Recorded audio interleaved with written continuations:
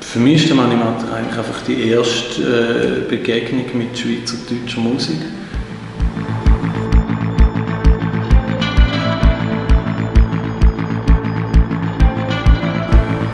Ja, also bei mir war es eine grosse Pause. Als Kind sind es einfach schöne Wörter und lustige Reime und gute Reime und gute Geschichten und spannende und geführige Geschichten. Und dann ist ja noch sehr vieles mehr dahinter, wo man als Kind nicht so checkt. Und wenn man dann irgendwie 20 Jahre lang die Sachen nicht mehr so gelesen hat, dann versteht man natürlich auch irgendwie so, dass vieles also auf eine Art Metapher könnte sein. So.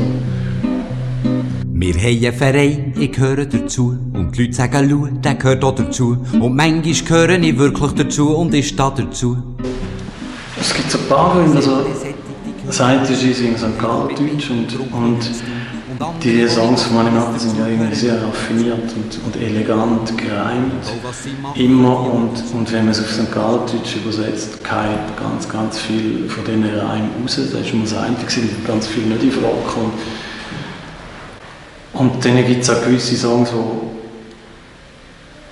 wo am Schluss noch so wie eine Moral hinterherkommt. Also wo der Manimatter in der letzten Strophe noch so ein bisschen erklärt, wie es jetzt gemeint ist. Und die habe ich irgendwie, da kann ich auch nicht. Und dann sind diese auch wieder rausgefallen.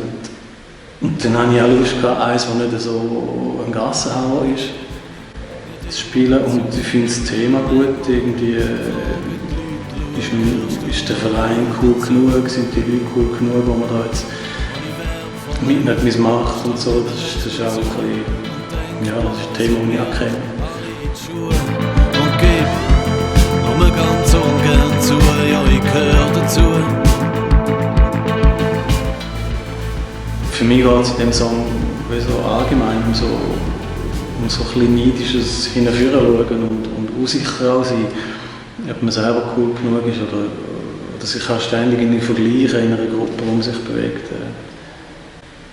Ich fühle mich ein bisschen besser als der, aber ein bisschen schlechter als dieser. Mit dem hat ich nichts zu tun, mit dem über den macht und mit dem. Also, das sind so Dynamiken, die überall passieren, glaube ich.